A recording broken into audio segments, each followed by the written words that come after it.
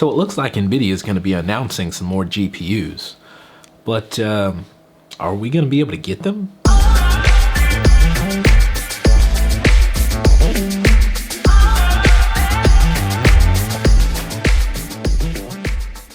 Hey guys, it's Chris with Tech5. Today we've got some tech news for you, and it looks like Nvidia will be finally officially announcing the RTX 30 series super cards next week.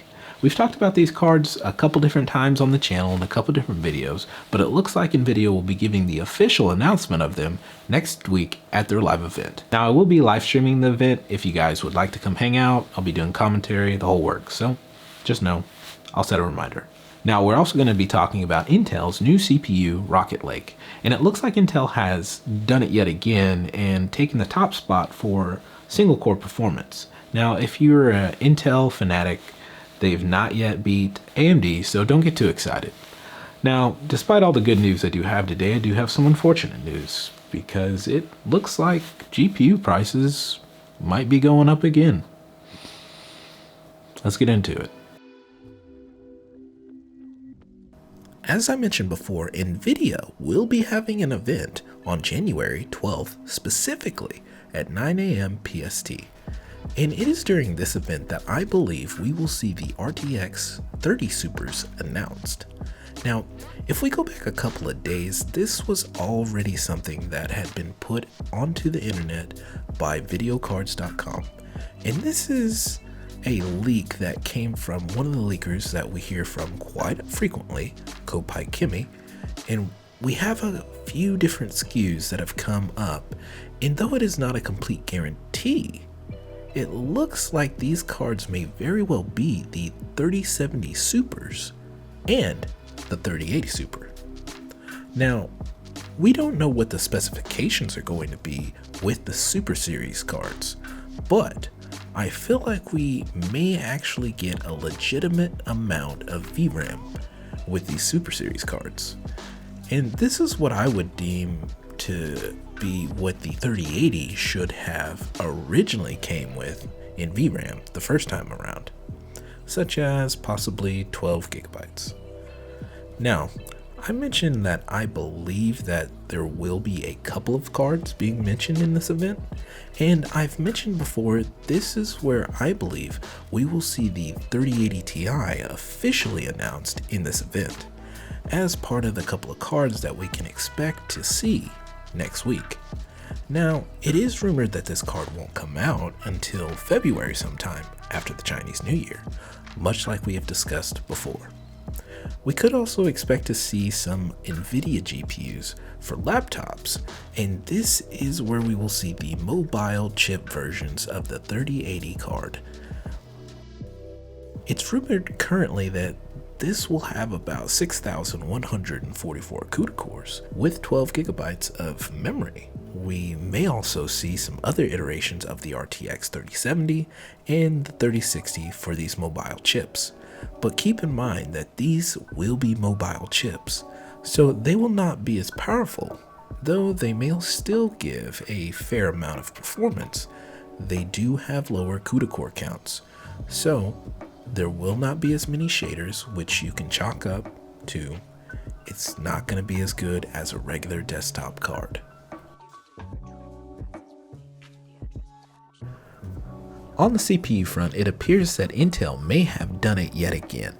Intel's flagship 11th gen RocketLake CPU was able to hit 5.3 gigahertz.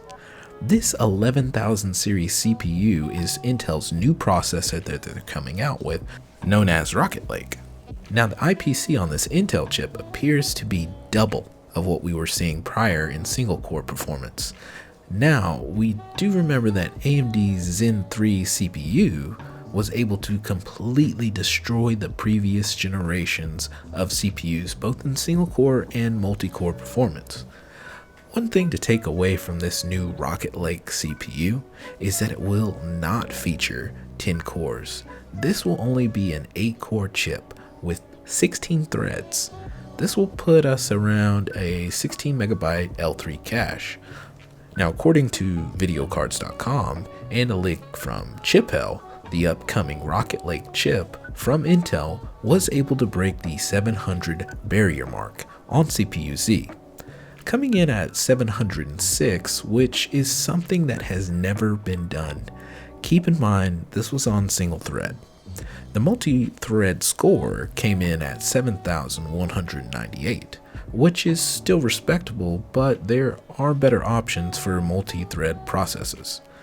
Now, we have a graph here giving us an idea on how this chip stacks up against the Ryzen 5800X in single core. And there is no question about it, when overclocked, this new Intel CPU is quite capable of some big numbers. But how does it stack against AMD's top chips? According to videocards.com, we know that the AMD Ryzen 5950X was able to score a 690 in single thread on the CPU-Z benchmark.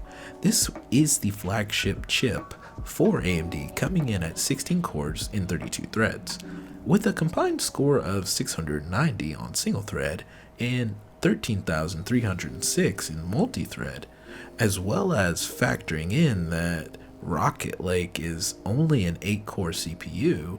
I don't believe the 16-point difference in single-core performance is the best pick for a rounded PC. Sure, if you're planning on doing nothing but gaming on the PC and you're pushing benchmark scores, it looks like Intel may be the way to go. But if you're doing any workflows, streaming, and gaming on the same PC, my thoughts stick with AMD here.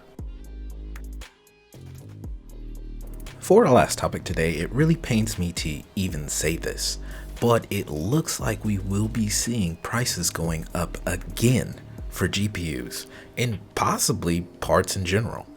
And you may think that it has something to do with the virus that's lurking around, but it isn't. It's because of this: mining. Mining appears to be coming back and coming back in full force.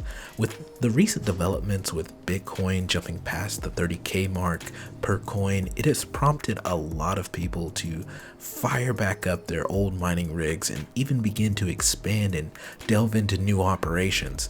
It's not just Bitcoin that's going up.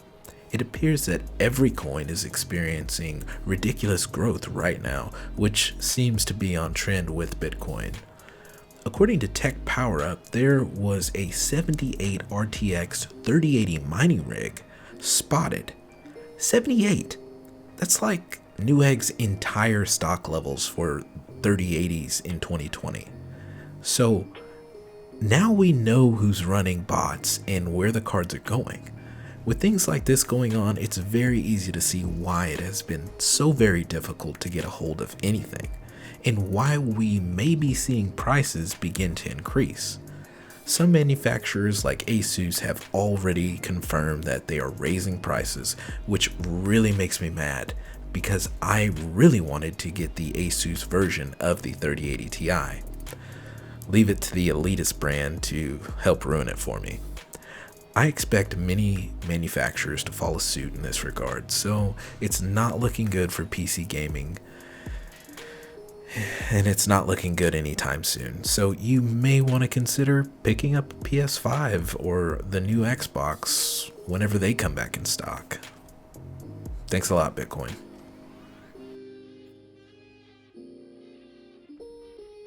So I am considering doing another giveaway on the channel soon. If you guys are interested in that, leave some comments below so I can get an idea what you guys would like to see. I'm thinking around $50 to $100 in the range. I'm not making money like that, guys, yet, or on this channel. But if you have something in mind, we can talk about it, and we'll figure it out. I'm pretty quick with the replies. It's not a twisted T, but I keep this thing on me. So, let me know and we'll figure it out. Now, you guys know I got to give a shout out to my Patreon. So thank you guys so very much for your support. I appreciate it greatly. It's appreciated. If you're a subscriber, you made it this far, I appreciate you as well. Thank you. That's going to do it for the video. As always, if you do have any questions, concerns, confusions, whatever it may be, don't hesitate to ask. I don't mind helping.